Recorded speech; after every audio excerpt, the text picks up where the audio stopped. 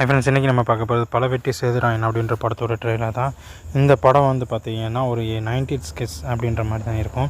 அதாவது வந்து ரொம்ப நாளாக இருக்கிற ஒரு பையனுக்கு கல்யாணம் ஆகலை.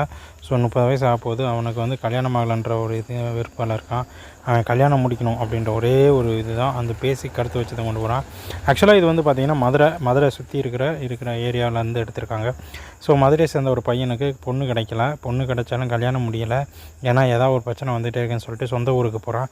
மதுரை பக்கத்தில் தான் அவன் சொந்த ஊர். ஸோ அங்கே போகிறான். அங்கே போனால் அவன் சொந்தக்காரர் இருந்துக்கிட்டு, உனக்கு மண்டை சொட்டை விழுந்துச்சு, வயிறு தொப்பை விழுந்துச்சு, நீ எந்த கல்யாணம் முடிக்க போகிற அப்படின்ற மாதிரி அவனை ரொம்ப ஓவராக கலாய்ச்சி விட்றாரு. ஸோ இந்த நேரத்தில் அவன் வந்து அவனோட இதுக்கு முன்னாடி அவன் லவ் பண்ண பொண்ணோட கசினை பார்க்குறாப்புல. அதான் அவங்க சிஸ்டரை வந்து பார்க்குறாப்புல.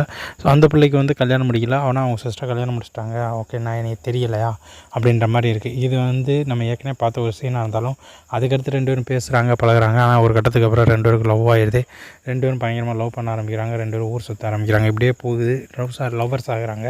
அதாவது வந்து அவங்களோட குலதெய்வம் கிட்ட வந்து இப்போ சேலை வச்சு இது சாமி கும்பிட்டா கல்யாணம் ஆகிடும்னு சொல்லி மாப்பிள்ளை வீட்டில் அவன் மாமனை சொல்கிறாரு. அவன் மாமன் சொன்னவொடனே 2 பேரும் போய் பார்த்தா கோயிலில் இருக்க சாமியை காணோம். அப்படின்னா சாமி 15 வருஷமாக முன்னாடியே காணாமல் போச்சுறான், இப்போ வந்து தெரியிருக்குன்னு சொல்லி மாமன் என்ன சொல்கிறான்.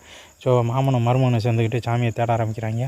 சாமி எப்போ தொலைஞ்சிச்சு, யார் இருக்கும்போது தொலைஞ்சிச்சு அப்படின்ற மாதிரி எல்லாத்தையும் தேடி போகும்போது நிறையா பிரச்சனைகள் வருது. எல்லாத்தையும் சமாளிக்கிறாப்புல நம்ம ஹீரோ. நிறையா ஃபைட்டு சீனு அப்படின்னு சொல்லிட்டு இப்படியே போய்கிட்டே இருக்குது. ஒரு கட்டத்தில் வந்து பார்த்திங்கன்னா எப்படியோ ஒரு க்ளூ கிடைக்கிது. ஸோ அதை ஃபாலோ பண்ணி நம்ம தலைவர் போகிறாரு. ஹீரோ எப்படியாவது இது பண்ணிடலாம் அப்படின்னா, அதே நேரத்தில் வந்து இங்கிட்டு வந்து பொண்ணோட வீட்டில், அதாவது ஹீரோயின் வீட்டில் வந்து யாருமே இல்லை அப்படின்னு தெரிஞ்சுக்கிட்ட ரவுடி வந்து அந்த பிள்ளைய வந்து டீஸ் பண்ணுறாப்புல. உடனே ஹீரோக்கும் வந்து அவனை அடிச்சு போட்டுறாப்புல.